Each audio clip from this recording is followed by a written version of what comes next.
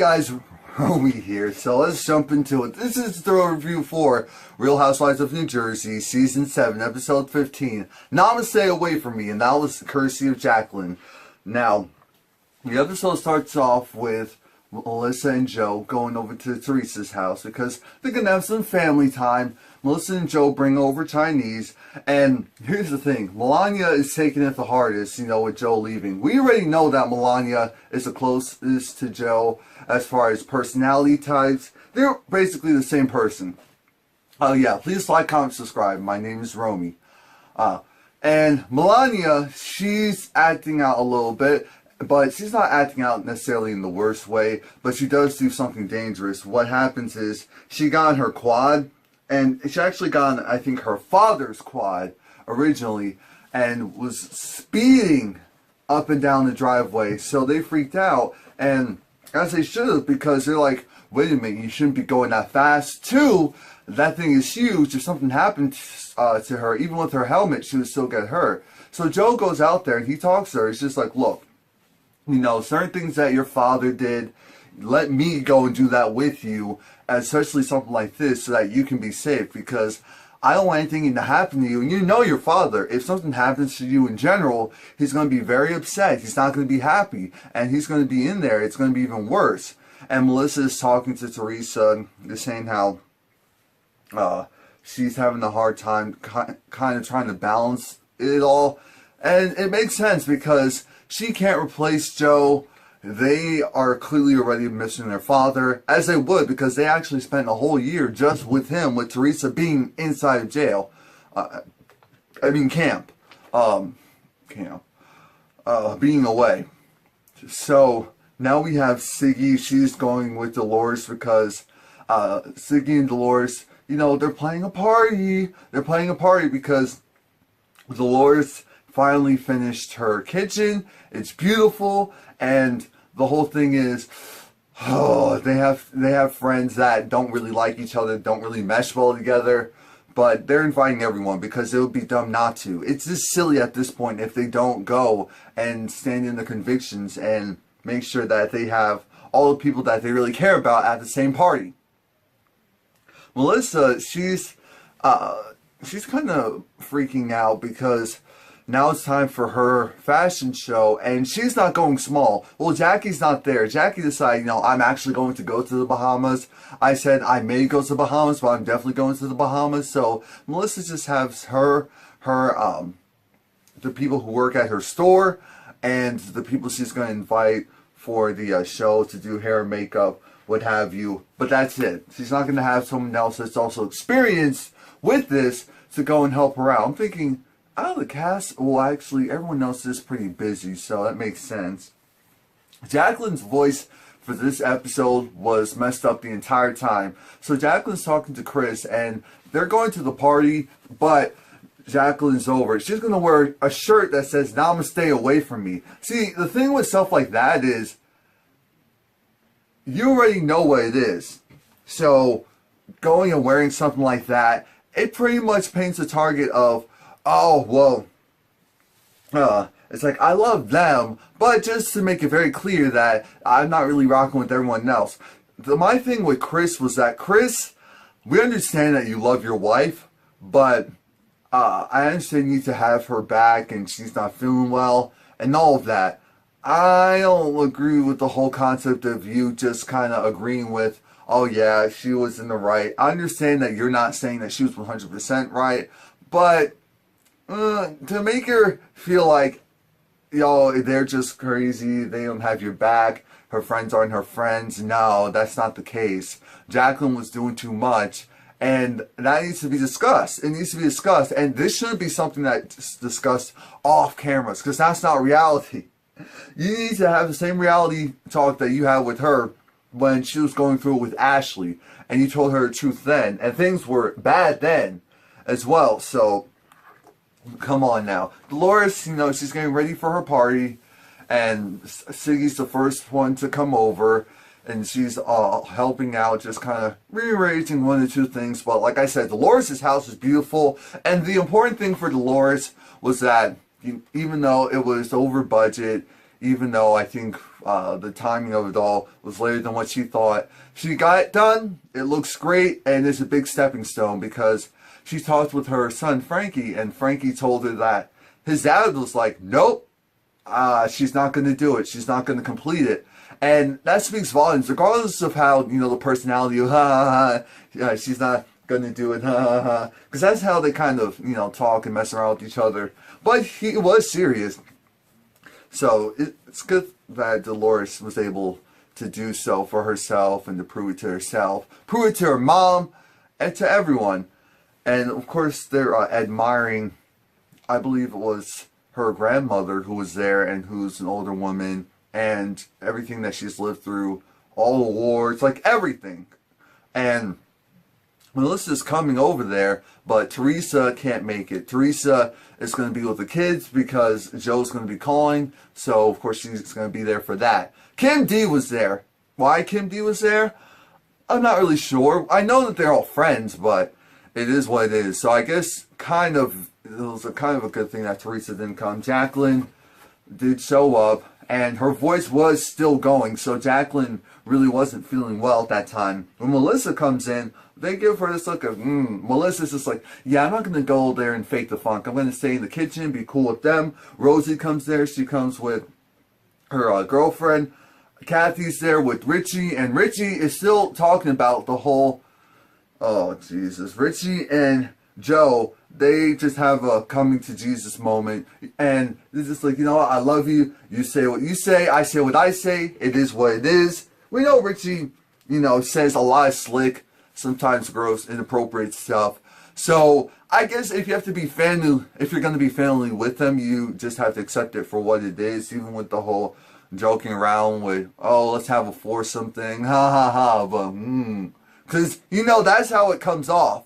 So that's why everyone's like, yo, Joe's trying to make nice and trying to pretend everything's cool and good. Chris accepts it, Jacqueline doesn't. And there's my thing. I know some people aren't going to like the fact that Jacqueline didn't, but I appreciate the fact that she didn't, because it would have been a fake situation. Jacqueline's over it because Joe's over there with them. But so this is the part I don't like. I understand she's not sick and feeling well.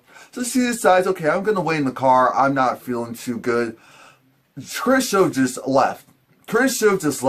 But a conversation needs to be had between Chris and Joe. And Chris and Joe, Joe's just saying, look, your wife said what she said, and you have to understand that your wife wasn't right. Chris, it's not that he was almost basically validating everything that Jacqueline said, which Joe's trying to say, look, I know my wife wasn't right with everything that she said and did, so I just need you to say the same thing as well, because you can't go and, he was like, stand up to your wife, But what he was also trying to convey to him, it's okay to tell your wife she's wrong.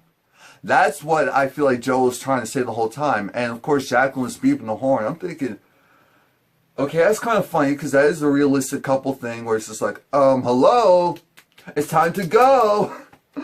I'm ready. But I didn't like that whole setup. I didn't feel like it was right. Siggy is taking her mom to get her hair done, and Siggy's mom again lets her know that you didn't spend that much time with me growing up, and it hurt my feelings, you and your sister, and then you actually left Israel for 8 years?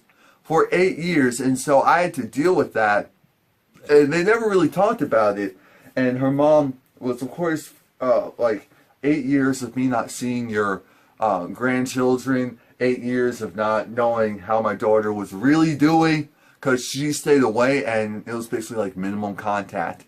That was a lot for her mom.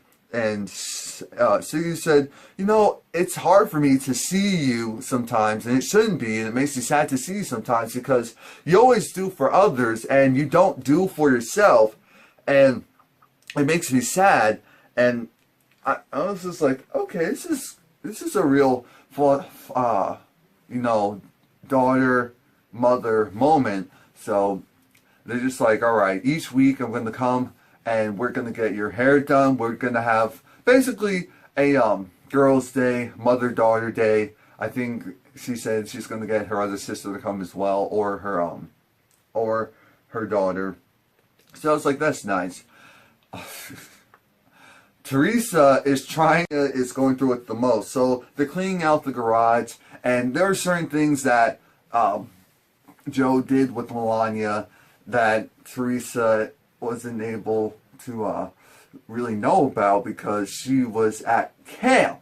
Now, the thing about this is, Teresa, regardless of what's going on, Melania really shouldn't be, or the other kids shouldn't be talking that way to their mother. Teresa lets a lot slide, and I understand why, but she can still say, that's not how you speak to me, that's not how you say how you feel, convey your feelings. You have to find another way, because I want to know what's going on with you, but you can't do that. Because Melania, it was, they were in the garage, and she was knocking down the containers, the water jug containers and all that, and switching them out, and they were cleaning up the garage, and Melania's just like, you're not going to replace my dad. You're not going to replace my dad. Stop trying to. And I got her with that. I was like, okay. Teresa's kids are smart. They see right through what she's trying to do. But I do feel bad for Teresa, because it's like, yeah, how do you do that? Joe's going to be away for 3.5 years. So that's going to be a longer 3.5 years than I think she probably thought. She probably thought her kids were going to have a hard time, but I don't think she was really prepared for how hard it's going to hit them. And I know this isn't the worst of it yet, but they still need to find a different communication style. As I said, now it's time for the foolery upon foolery. Actually, Dolores has decided that she's going to do this whole, remember, the drinks and yoga, the drinks and namaste yoga type of environment at her gym. She needs to bring those people there. She needs to bring the women there on the weekends. So she's enlisting Siggy and also Teresa. Teresa's going to teach a class, and it is what it is. So they get there to prepare, and Dolores, she calls Jacqueline just to make sure that Jacqueline still feels valued, still feels a part of it, just like with Teresa. And I'm like, Dolores is a good friend, because she did that. She's consistent with everything that she does. And I feel like, not Teresa, but Jacqueline takes it for granted, because Jacqueline almost makes it seem like, well, you have to be my friend through and through. Robin shows up with Teresa, and, Dolores and Siggy are like, this isn't cool because, one, we didn't invite you. That's not what they said to her, but because it's like anyone could come, but Jacqueline's their friend, and you don't really like Jacqueline. You're not on good terms with Jacqueline. I'm thinking, Jacqueline's not here. You two are independent. You're going to kick yourselves in the butt for overprotecting Jacqueline like this at each other's expense. Let it be, and that's what Dolores did. She let it be. It is what it is. Melissa is getting ready for the fashion show. That's why she's not there.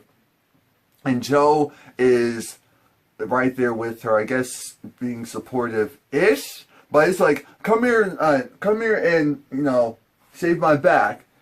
My hair grows everywhere except for my back.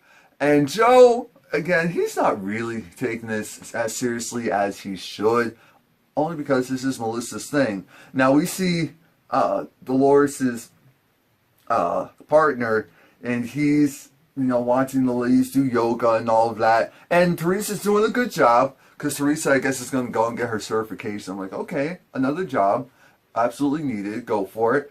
While that's going on, Siggy also gives them just a quick, 30-second life lesson. I'm like, wait a minute, Siggy. How much did they pay for this? Because I know your rates are not cheap, so I'm sure you probably gave them the economy size class. It's like, encouraging word at the end, and come back next week for more. Which is smart. Very smart. Teresa is with her daughters, and, Gabriella, I believe, is at soccer practice, but the rest of them were there, and the rest of them were over. They're just like, oh my gosh, stop making the eggs the certain way. You have to make it a certain way that Daddy did, or else we're going to throw it out. It's like, oh, stop being stupid. Oh my gosh, stop being so needy. The thing is, I understand completely that they're going through stuff, so I'm not going to speak on them, because it's their parents' fault that they have to go through this. But Teresa still has to teach them another way to communicate because, okay, maybe they're not speaking to other people outside the house like this, maybe, but what if they are? What if they are?